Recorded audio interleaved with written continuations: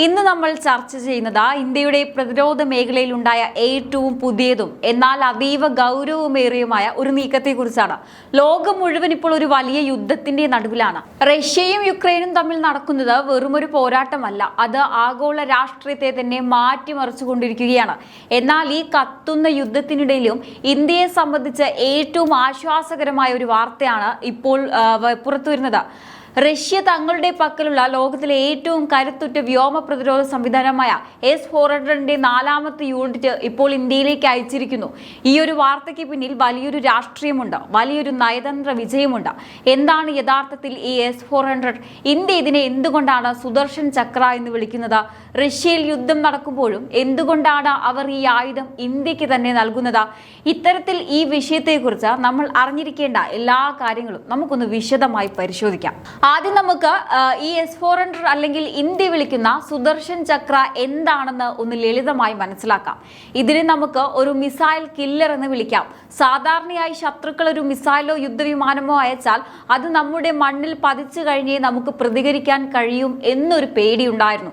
എന്നാൽ സുദർശൻ ചക്ര നമ്മുടെ അതിർത്തിയിലുള്ളപ്പോൾ ഇന്ത്യയുടെ 400 കിലോമീറ്റർ ചുറ്റളവിൽ പറന്നുയരുന്ന ഏത് ശത്രുവിനെയും ആകാശത്ത് വെച്ച് തന്നെ ചാമ്പലാക്കാൻ ഇതിന് സാധിക്കും.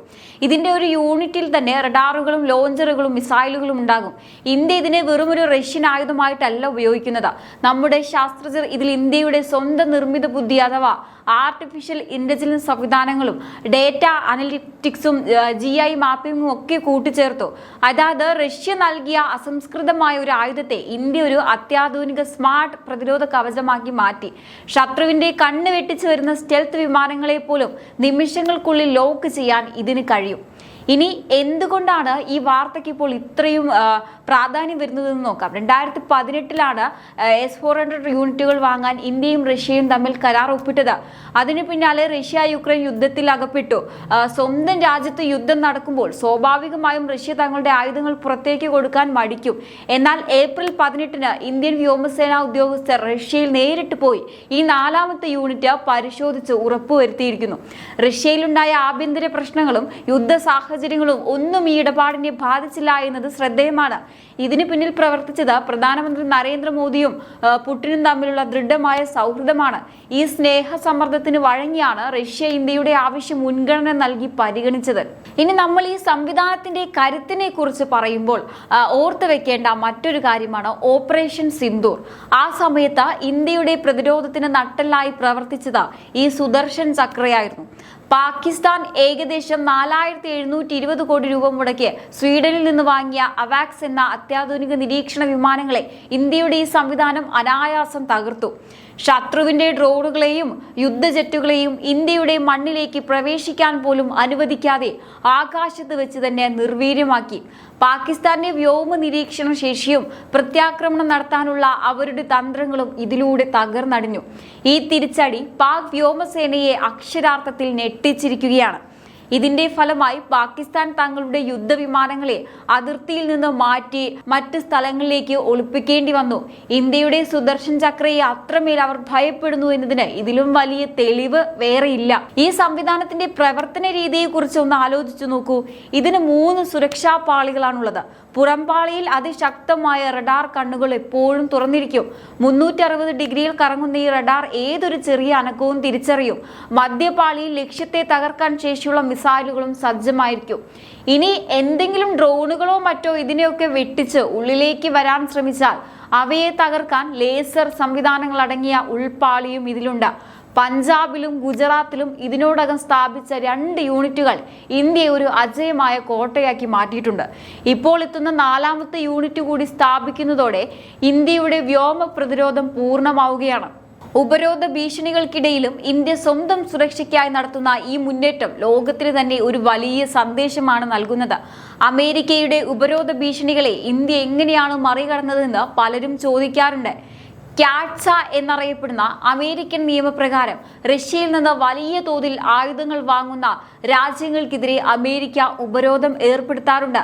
എന്നാൽ ഇന്ത്യയുടെ കാര്യത്തിൽ അമേരിക്കയ്ക്ക് അല്പം പിന്നോട്ട് പോകേണ്ടി വന്നു.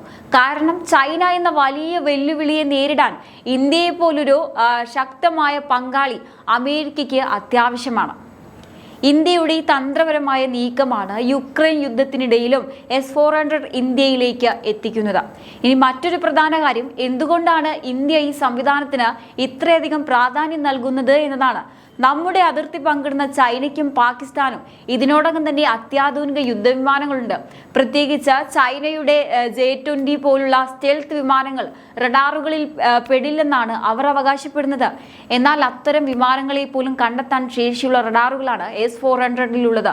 അതായത് ലളിതമായി പറഞ്ഞാൽ, ഇന്ത്യയുടെ അതിർത്തിക്കപ്പുറം ശത്രുവിന്റെ ഒരു വിമാനം പറന്നുയർന്നാൽ അത് നമ്മുടെ കൺമുന്നിൽ എത്തുന്നതിന് മുൻപ് തന്നെ സുദർശൻ ചക്രയുടെ മിസൈലുകൾ അതിനെ ലക്ഷ്യം വെച്ച് കഴിഞ്ഞിരിക്കും.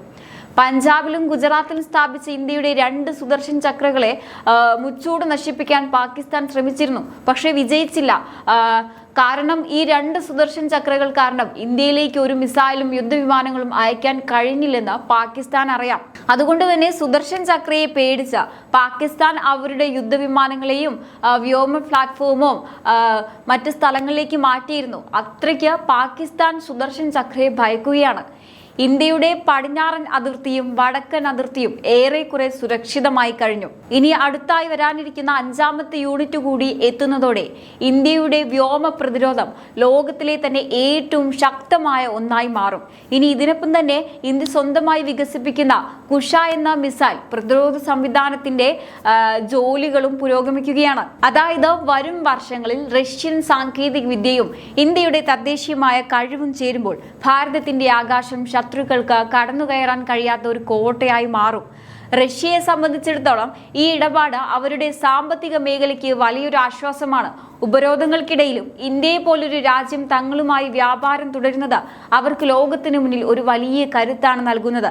ഈ പരസ്പര വിശ്വാസമാണ് ഇന്ത്യ റഷ്യ ബന്ധത്തിന്റെ നട്ടെല്ലെന്ന് പറയുന്നത്. സ്വന്തം രാജ്യം ഒരു യുദ്ധത്തിൽ ഏർപ്പെട്ടിരിക്കുമ്പോൾ ആരെങ്കിലും തങ്ങളുടെ അത്യാധുനിക ആയുധങ്ങൾ മറ്റൊരു രാജ്യത്തിന് നൽകുമോ? ലോക ചരിത്രത്തിൽ തന്നെ ഇത് അപൂർവമാണ്. എന്നാൽ യുക്രൈൻ യുദ്ധം കൊടുമ്പിരി കൊള്ളുമ്പോഴും ഇന്ത്യക്കുള്ള S-400 യൂണിറ്റുകൾ അയക്കുന്നതിന് റഷ്യ വിട്ടുവീഴ്ച ചെയ്തില്ല. റഷ്യൻ ഫാക്ടറികളിൽ നിർമ്മിക്കുന്ന ആയുധങ്ങൾ ആദ്യം തങ്ങൾക്ക് വേണമെന്ന റഷ്യൻ സൈന്യം ആവശ്യപ്പെടുമ്പോഴും ഇന്ത്യയുമായുള്ള കരാർ പാലിക്കാൻ പുടിൻ പ്രത്യേക താല്പര്യമെടുത്തു. ഇത് വെറുമൊരു ബിസിനസ് ഇടപാടല്ല, മറിച്ച് മോദിയോടുള്ള പുടിന്റെ സ്നേഹസമ്മർദ്ദത്തിന്റെ ഫലം കൂടിയാണ്. നമ്മൾ ഇന്ന് ചർച്ച ചെയ്ത ഈ കാര്യങ്ങളെല്ലാം കൂട്ടി വായിക്കുമ്പോൾ ഒന്ന് വ്യക്തമാണ്, ഇന്ത്യ ഇന്ന് ആരുടെയും പിന്നിലല്ല. ലോകരാഷ്ട്രങ്ങൾക്കിടയിൽ ഭാരതം സ്വന്തമായൊരു സ്ഥാനം ഉറപ്പിച്ചു കഴിഞ്ഞു. റഷ്യയിൽ നിന്ന് 4ാമത്തെ S-400 യൂണിറ്റ് ഇന്ത്യയിലേക്ക് പുറപ്പെട്ടു എന്ന വാർത്ത കേവലം ഒരു ആയുധ ഇടപാടിന്റെ വാർത്തയല്ല. അത് ഇന്ത്യയുടെ നയതന്ത്ര വിജയത്തിന്റെയും സൗഹൃദത്തിന്റെയും അതിലുപരി സ്വയം പര്യാപ്തതയിലേക്കുള്ള നമ്മുടെ പ്രയാണത്തിന്റെയും അടയാളം തന്നെയാണ്. ലോകം വലിയ സാമ്പത്തിക പ്രതിസന്ധികളിലൂടെയും യുദ്ധങ്ങളിലൂടെയും കടന്നു പോകുമ്പോൾ സ്വന്തം അതിർത്തി സുരക്ഷിതമാക്കാൻ ഭാരതം കാണിക്കുന്ന ഈ നിശ്ചയദാർഢ്യം ഓരോ പൗരനും അഭിമാനിക്കാവുന്ന നേട്ടമാണ്. നമ്മൾ കണ്ടതുപോലെ സുദർശൻ ചക്ര എന്ന ഈ പ്രതിരോധ കവചം നമ്മുടെ അതിർത്തികളിൽ നിലയുറപ്പിക്കുന്നതോടെ ശത്രുക്കളുടെ ഭാഗത്തു നിന്നുള്ള ഏത് പ്രകോപനത്തെയും നേരിടാൻ ഇന്ത്യ ഇന്ന് സജ്ജമായി കഴിഞ്ഞു. പാകിസ്ഥാന്റെ പതർച്ചയും ചൈനയുടെ ആശങ്കയും ഇതിന്റെ തെളിവാണ്. മോദി പുടിൻ സൗഹൃദം കേവലം 2 വ്യക്തികൾ തമ്മിലുള്ള ബന്ധമല്ല, മറിച്ച് ദശാബ്ദങ്ങളായുള്ള 2 സംസ്കാരങ്ങൾ തമ്മിലുള്ള ബന്ധമാണ്. ഉപരോധങ്ങളുടെ ഭീഷണി മുഴക്കിയ ലോക ശക്തികൾക്ക് മുന്നിൽ എൻ്റെ രാജ്യത്തിന്റെ സുരക്ഷയാണ് എനിക്ക് പ്രധാനമെന്ന് ഉറക്കെ പറയാൻ ഇന്ത്യക്ക് സാധിച്ചത് ഈ ആത്മവിശ്വാസം കൊണ്ടാണ്. റഷ്യയുടെ സാങ്കേതിക വിദ്യയും ഇന്ത്യയുടെ ഇതും കൂടി ചേരുമ്പോൾ രൂപപ്പെടുന്നത് ലോകം ഇന്ന് വരെ കാണാത്ത ഒരു കരുത്താണ്. ഭാരതത്തിന്റെ ഈ പ്രതിരോധ മുന്നേറ്റത്തെക്കുറിച്ച്, ഇന്ത്യ റഷ്യ ബന്ധത്തെക്കുറിച്ച് നിങ്ങൾക്ക് എന്താണ് തോന്നുന്നത്? തീർച്ചയായിട്ടും നിങ്ങളുടെ അഭിപ്രായങ്ങൾ താഴെ കമന്റ് ബോക്സിൽ രേഖപ്പെടുത്തുക. മറ്റൊരു വിഷയവുമായി വീണ്ടും കാണാം. നന്ദി.